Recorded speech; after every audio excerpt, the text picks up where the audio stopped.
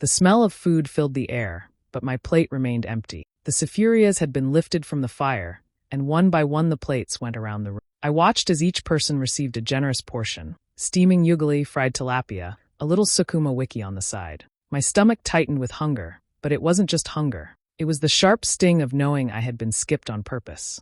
Mama and Jerry, my mother-in-law, stood tall as if nothing unusual had happened. She smiled at the children, asked if the salt was enough, and moved gracefully around the table. When she came near me, her hand paused over the serving spoon, then passed right by. My eyes followed the movement, and in that instant, I knew this was not a mistake. The room grew strangely quiet.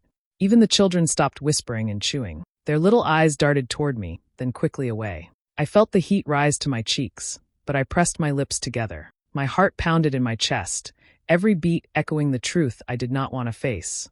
I was not wanted here. Kamau, my husband, shifted in his seat, staring at his plate. He did not speak. He did not look at me. The silence between us was louder than words. I sat with my hands folded, forcing myself not to tremble. The smell of food filled every corner of the room, yet my plate remained empty. Inside me, something cracked, but I swallowed it down. From the very first day I entered that home, I knew I was unwelcome. Mama and Jerry's eyes told me more than her words ever could. She had dreamed of her son marrying a woman from a wealthy family, someone who would bring land, cows, and a name that carried weight. Instead, Kamau chose me, Achieng, the tailor's daughter from across the ridge. My father had left us little, only the lessons of hard work and the dignity of living honestly. To her, that was nothing. She did not hide her disappointment. On the day of our introduction, she pulled Kamau aside, but her voice carried through the thin mud wall. "Is this the best you could do?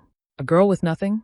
How will she build a home with you, thread and needles?" The words cut, but I kept my face lowered, pretending not to hear. It never stopped there. Every day, she found a way to remind me I was not enough. When visitors came, she would speak loudly about other daughters-in-law in the village who brought goats or sacks of sugar to their husband's family. "Some women add to the house," she would say, her eyes resting on me. "Others just sit and eat." The guests would laugh politely, but I could feel their glances, sharp and pitying. Even in the small things, she found ways to push me down. If I cooked, she would taste and complain it lacked flavor. If I cleaned, she would wipe a finger across a shelf and shake her head as though I had done nothing. When I spoke in the evenings, she would interrupt, saying, young women talk too much." The message was clear. My presence was a burden. The village, too, whispered. Mama and Jerry made sure of that. At the market, I would hear the murmurs. "That is Kamau's wife. His mother is not happy." Women selling vegetables would lean in close to each other, their voices low but not low enough. The gossip traveled faster than smoke. Some looked at me with pity, others with amusement, as though waiting to see when I would finally break. But I swallowed it all. For the sake of peace, I chose silence. I told myself respect for elders meant holding my tongue. At night, when Kamau and I lay side by side, I longed for him to tell me I was enough, that his love was louder than his mother's disapproval. But he avoided the subject, choosing comfort in silence. And so I carried the weight alone. Every smile I forced, every insult I absorbed, was a stone added to the pile on my chest. I learned to walk with it, to breathe under it, even as it grew heavier. Yet deep inside, a small voice whispered that one day, I would no longer bow my head. For now, I chose peace, but peace came at the cost of swallowing my own pain. The room felt heavy that night, heavier than any silence I had ever sat through. I sat there with empty hands while every plate around me was filled. The children, innocent and curious, could not keep their voices quiet. One of them whispered, "Why didn't she get food?" Another giggled nervously, but their little eyes were serious. They had noticed what the adults pretended not to see. My ears burned at their words, though they were only children. The shame was not just in being left out, but in being made an example, hungry in a room full of food. My dignity was stripped away in front of the very people who should have been my family. Kamau sat just a few feet away, but he might as well have been on another planet. His eyes stayed fixed on his plate, chewing slowly, pretending he had not heard his own child's question. That silence hurt more than Mama and Jerry's cruelty. A mother-in-law can wound you, yes, but when your own husband does not lift his voice for you, the pain cuts deeper. His silence told me clearly, his loyalty was not with me. Mama and Jerry smirked as if nothing unusual had happened. She passed more ugali to her grandchildren, fussed over the salt in the stew, and carried on like I did not exist. She enjoyed this moment. I could see it in the way her eyes lingered on me before turning away. I forced myself to sit tall, though inside I was breaking. I wanted to cry, to storm out, to scream at Kamau for letting this happen, but something stronger rose in me that night. The humiliation burned so deeply that it no longer felt like pain. It felt like fire. fire that could destroy me, or fire that could push me to rise. As the plates clattered and spoons scraped against enamel dishes, I whispered to myself inside my heart, this will not be the end. I would not allow myself to be remembered as the woman who sat quietly with an empty plate while others ate. I refused to let this silence define me. For the rest of the evening, I stayed quiet, but it was a different kind of silence. Not the silence of fear, not the silence of swallowing pain for peace. This silence was a decision. I looked at Mama and Jerry and at Kamau, and I told myself, one day they will know who I am. One day, they will sit at my table, and no one will dare to starve me of dignity again. That night, as the fire burned low and the children dozed off, my heart did not cry.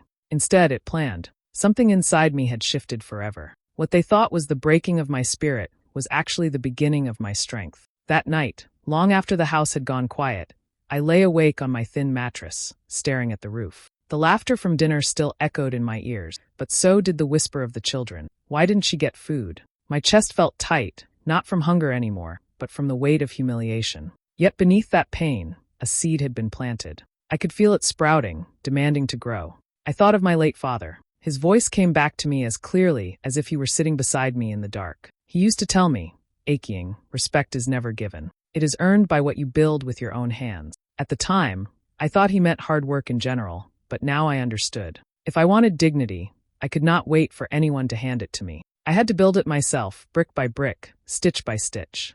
So I began to plan. Quietly, secretly. I knew I could not count on Kamau, not while his eyes remained blind and his mouth closed to his mother's cruelty. I had to move like the river under the ground, silent, unseen, but always flowing. My tailoring was small, just sewing torn skirts and mending shirts for neighbors. Sometimes I made school uniforms for children whose parents trusted me with the work. The money was little, coins that jingled faintly in the palm. But that night, I decided those coins would no longer disappear into daily need. I would save them, no matter how small. Even if it meant tightening my own belt, I would put something aside. I found an old tin, rusted on the edges, and tucked it under the corner of my bedding. Each time I earned something, I dropped a few shillings into it, the sound of the metal ringing like a promise. Nobody knew, not even Kamau. This was my secret plan, my hidden seed. Some nights, when everyone was asleep, I would pull out the tin and count. 10 shillings, 20, 30. It looked like nothing, but to me it was hope in my hands. I imagined it growing, turning into fabric, needles, a proper sewing machine, maybe even a shop. Dreams that once felt far away now sat close, waiting for me to reach. And as I lay there in the silence of that night, my heart made a vow. I whispered it softly so no one else could hear, not even the walls. One day they will eat from my table. The words tasted sweet on my tongue, sweeter than any food Mama and Jerry had denied me. That night I was still hungry, but I was no longer empty. For the first time I felt full, not with food but with determination. What had been meant to break me had instead lit a fire. And I knew, with every coin I saved, that fire would only grow. The days that followed were long, and the nights even longer. I woke up before the first rooster crowed, lit my small lamp, and began stitching. My fingers moved quickly, sometimes trembling from tiredness, sometimes sore from the needle pricking the skin, but I kept working. School uniforms became my main lifeline. Parents from the village came quietly, some at first out of pity, others because they truly trusted my hand. The money was small, but it was steady. Every time a child wore a neat blue skirt or a crisp shirt I had made, I felt a little spark of pride. Still, it was not easy. There were many nights when I worked until my eyes blurred, my back stiff, and my stomach empty. The house around me slept, yet I sat in the dim light, bent over the fabric, whispering to myself, don't give up. But the village had sharp tongues. When I passed by with a bundle of fabric on my head, women at the market would laugh under their breath. Look at her, working like a slave. Stitching won't feed you. A needle cannot build a home. Their words carried, heavy and cruel, but I forced myself to walk on. Sometimes their laughter followed me all the way down the path, sticking to my skin like thorn. Even Mama and Jerry did not miss her chance. So this is your big plan? Sewing old clothes while others buy land and cows, she mocked one evening as she stirred her pot. Kamau sat in silence, as usual, chewing his food slowly, pretending not to hear. I bit my tongue until it nearly bled, swallowing the pain just as I had swallowed so many insults before. But customers began to return. A mother would send another child to me saying, your stitching lasts longer. A teacher from the nearby school told me, your work is neat, better than what we get in town. Each word of encouragement was like water on a thirsty plant. Slowly, I began to grow. I was still hungry many nights, eating less so I could save more. I was still lonely, with no one to share my dreams. But inside me, something stronger than hunger or loneliness kept pushing. Every time I touched the fabric, I remembered my father's voice.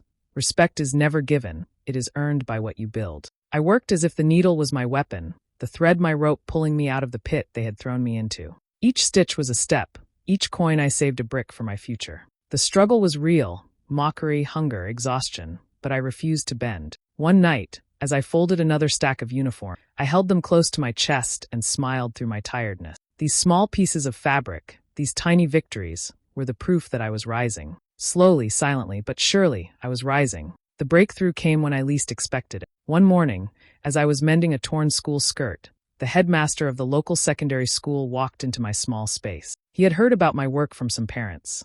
At first, I thought he was only there for one uniform, maybe two. But he sat down, cleared his throat, and said, "We want you to sew all the uniforms for our school this year." For a moment, I thought I had misheard him. All the uniforms? For the entire school?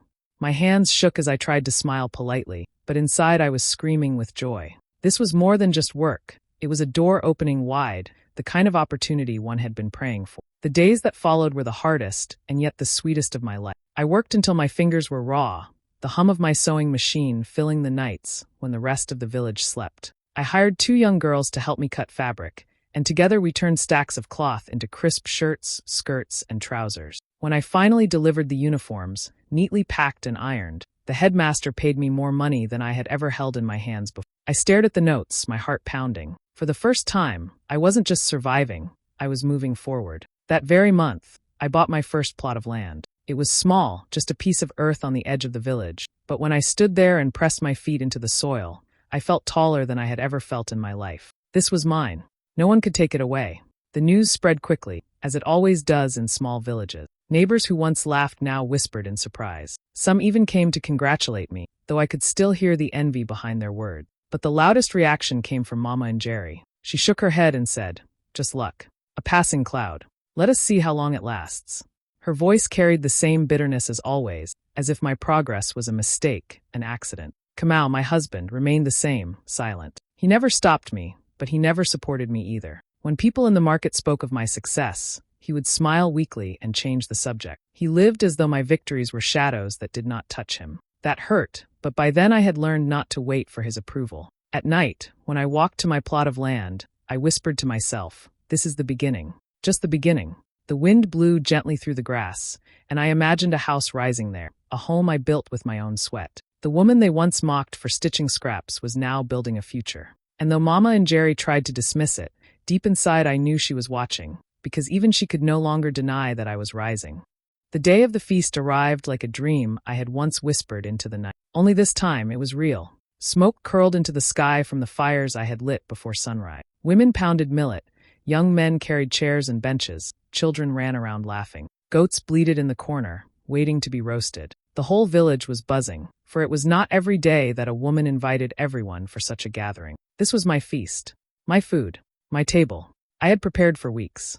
Bags of maize, fattened goats, crates of soda, and even a cow were ready. Huge safurias bubbled with stew. The aroma filled the air, pulling people from every corner of the village. Chiefs, respected elders, neighbors, even those who once laughed at me, all came. Some arrived out of curiosity, others out of respect, and some out of disbelief that I could host such a feast. I moved through the crowd, my head high, my wrapper clean and bright, my hands busy welcoming guests. Everywhere I looked, people were eating, smiling, enjoying. And deep inside, I felt the warmth of victory. Years ago, I had sat in silence while food passed me by. Today, no one would leave my table hungry. But Mama and Jerry was there too. She walked in with her shoulders squared, wearing her best kaitenge, her face shining with oil. She sat at the front, close to the elders, as though she were the one being honored. People greeted her respectfully, calling her Mama and bowing their heads. She smiled proudly, enjoying the attention. She believed, as always, that she was the queen of the house, the one to be recognized.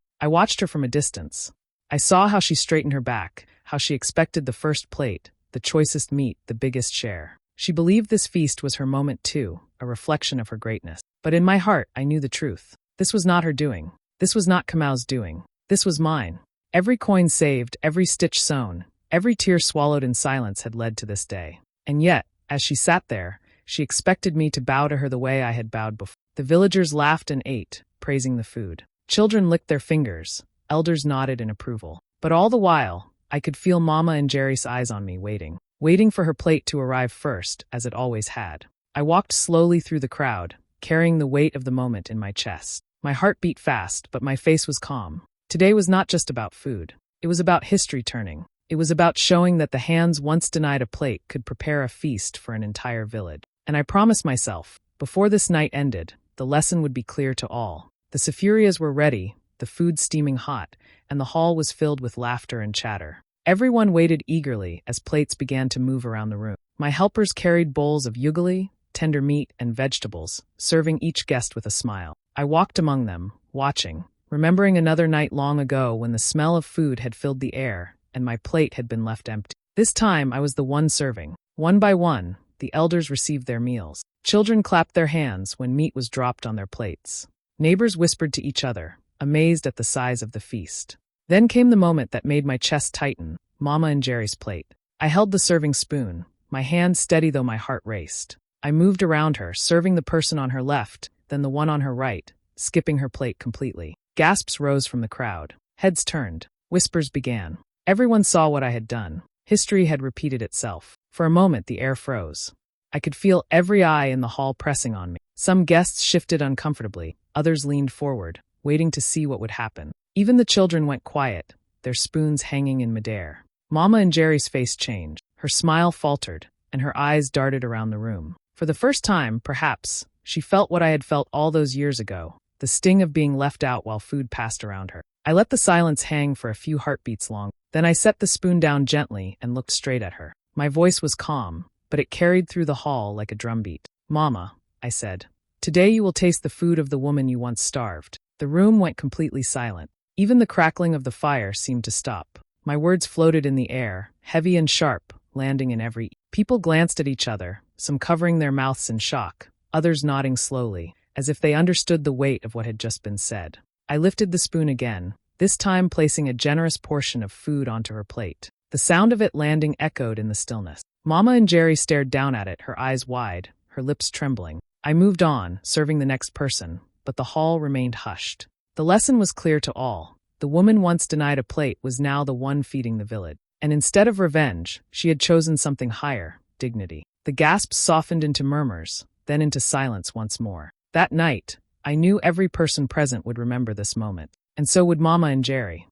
Mama and Jerry sat frozen, her eyes fixed on the plate I had placed before. The room was still, every voice silenced by what had just happened. For a long moment she did not move. Then slowly, her shoulders began to shake. At first I thought she was angry, but when she lifted her head, tears were streaming down her cheeks. The proud woman who had once mocked me, who had paraded her power before the village, was now trembling like a child. She covered her face with both hands, but her sobs filled the hall. People shifted uneasily, some wiping their own eyes, for it was not easy to see such a strong woman broken. Her voice cracked as she spoke, loud enough for all to hear. I was cruel to you, Achieng. I starved you, I humiliated you, I treated you as less than a daughter. And today, before everyone, I see my shame. Forgive me, my child. Forgive me. The hall was silent, but the weight of her words pressed on every heart. Even the elders, who rarely showed emotion, nodded gravely. They knew what it meant for her to confess openly. Then Kamau, who had sat stiffly all evening, finally found his voice. His eyes were wet, though he tried to hide it. He stood slowly, clearing his throat, his words stumbling out. Achieng, I failed you. I watched you suffer and said nothing. I chose silence when I should have stood with you. For that I am sorry. His voice cracked at the end, and he bowed his head low. For a moment I could not speak. My heart was heavy with all the years of pain, all the nights of hunger, all the whispers I had swallowed. But as I looked at them, at Mama and Jerry weeping, at Kamau finally lowering his pride, I felt something stronger than anger rising in me. I felt release. I stood tall, my eyes sweeping the room before resting on them. I forgive you, I said softly but firmly. But remember this, never despise the hands that may one day feed you. My words carried across the hall, steady and sharp, and I saw heads nodding, people murmuring their agreement. Mama and Jerry sobbed harder, clutching her plate as if it were more than food, as if it were the very thing she had once denied me. Kamau lifted his head slowly, his eyes full of regret, and for the first time in many years, he looked at me not with silence, but with respect. Around us, the villagers watched, some wiping tears, others whispering prayers. They knew they had witnessed more than just a feast.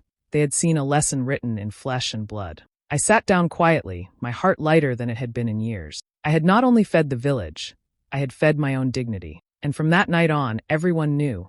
Respect cannot be stolen, but it can be earned, and it must never again be denied. The story of that night did not stay in the hall. By the next morning, it had spread like wind through the village. At the market, women repeated my words as they sold vegetables. At the well, girls whispered about the moment Mama and Jerry cried. Even the elders carried the story to other ridges, telling it as a lesson. Dignity is not given by others, it is earned, and it cannot be destroyed. People began to look at me differently. The same neighbors who once mocked my sewing now greeted me with respect. They sent their children to me, not just for uniforms, but for advice. Some women whispered that they too would rise from their struggles, that they would no longer let shame silence them. My journey had become more than my own. It had become a fire in the hearts of many. As for Mama and Jerry, she was no longer the same. The woman who once sharpened her tongue against me now softened her words. At the market she introduced me with pride.